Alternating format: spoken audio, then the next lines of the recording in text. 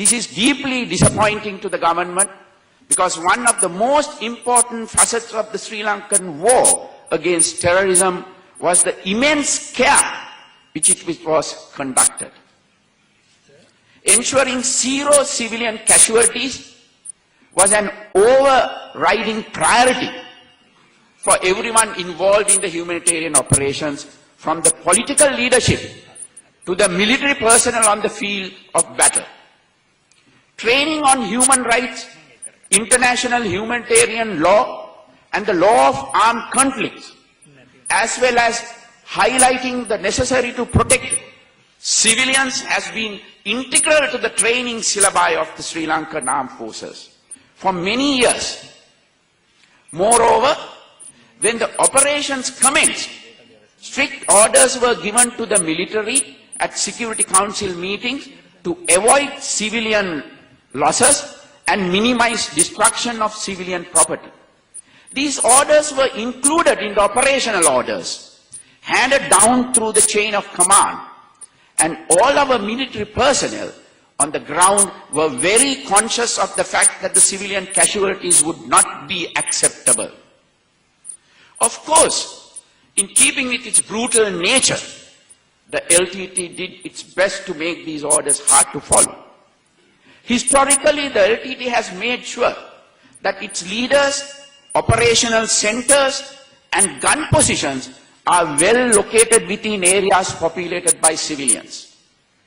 As our operations progressed and the LTT lost battle after battle, they started to withdraw from these entrenched positions in the towns and villages. Instead of withdrawing their cadres alone, however, they herded the civilians who lived in these areas alongside them as they retreated. They also mined the villages and towns they left behind, making sure no one could safely go back. A couple of 100,000 civilians were taken out of their homes and driven from their villages as the military campaign progressed. These civilians were to serve as a human shield for the LTT, which was beginning to realize it was outmatched in the field of battle. Humanitarian assistance that was being organized for these civilians through the government with assistance from various organizations, including the World Food Programme, the ICRC, and other international agencies, was also blatantly appropriated by the LTT.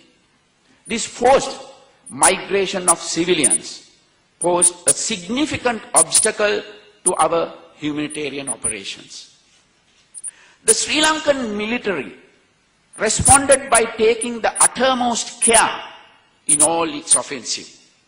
Small group warfare was extensively employed, even though it meant placing our troops at a greater risk of harm by the enemy.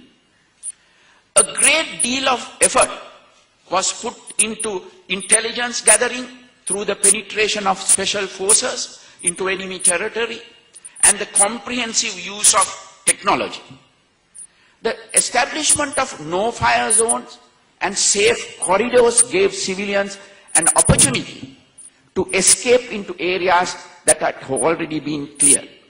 Of course, the LTT did its best to prevent their escape by shooting at them whenever they attempted to flee.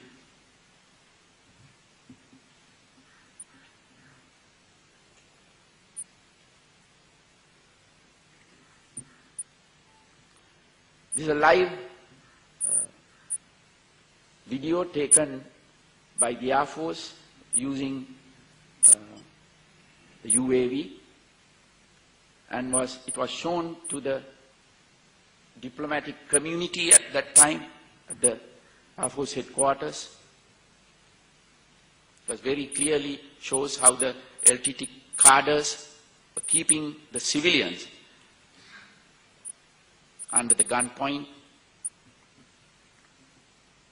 The LTT also established their artillery positions at places such as hospitals and within civilian encampments in order to limit the army's ability to retaliate. As a result, especially towards the end of the campaign, the use of heavy weaponry was significantly curtailed and then stopped outright. The extensive use of technology by all of the Sri Lankan armed forces during their operations did a great deal of minimizing civilian losses. Footage from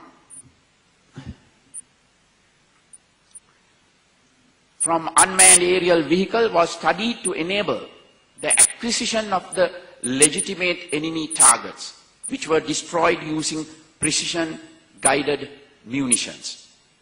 Air Force pilots were specially trained to identify and target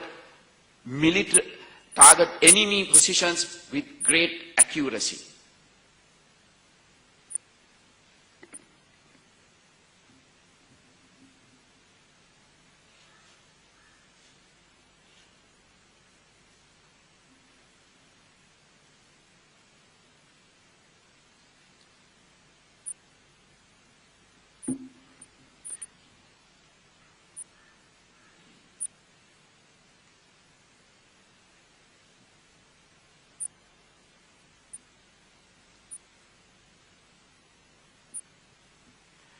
The minimum amount of necessary force was always used in munitions to ensure that the damage dealt was localized so that the minimal harm would come to civilians and civilian property in the vicinity. Through these measures, the Sri Lankan armed services ensured that collateral damage was kept to an absolute minimum during the course of the entire campaign.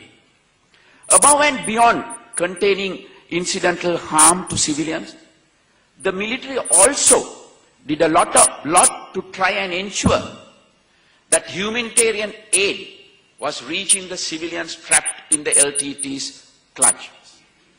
The Navy protected sea lines of communication to facilitate delivery of humanitarian assistance to trapped civilians.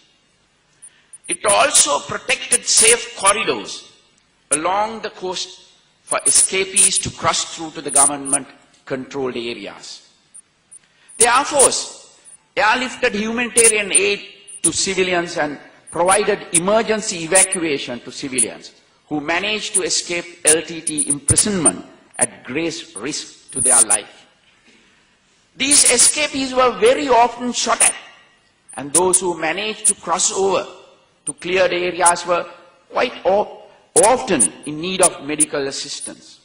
By providing such emergency assistance in all possible instances, the armed forces did a great deal to safeguard the lives of liberated civilians.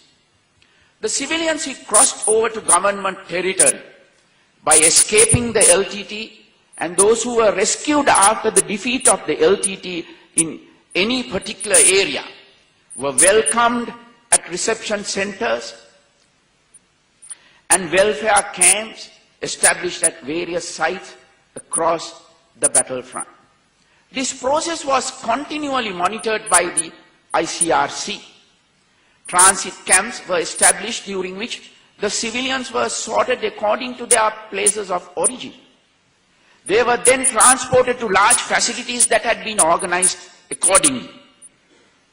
In all these camps, the liberated civilians were given medical assistance, food, clothing, shelter, and all other basic requirements under the supervision of the United Nations organizations. Help was also provided by various other agencies and foreign governments in dealing with this situation. A great deal of effort was also taken to help these innocent victims of LTT brutality to live with dignity despite the ordeal they had suffered. They were provided educational, vocational, recreational, and entertainment facilities, while stringent security was also maintained to ensure that the LTT infiltrators and saboteurs did not have an opportunity to create more harm. With the conclusion of the military campaign, the fact that a few 100,000 people remain in welfare camps and IDP centers was given a lot of attention by the international media.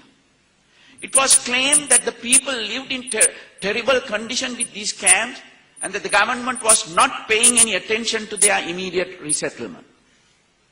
These accusations were spurred by the LTT's propaganda machine, which mostly exists outside Sri Lanka and continue to function to this day.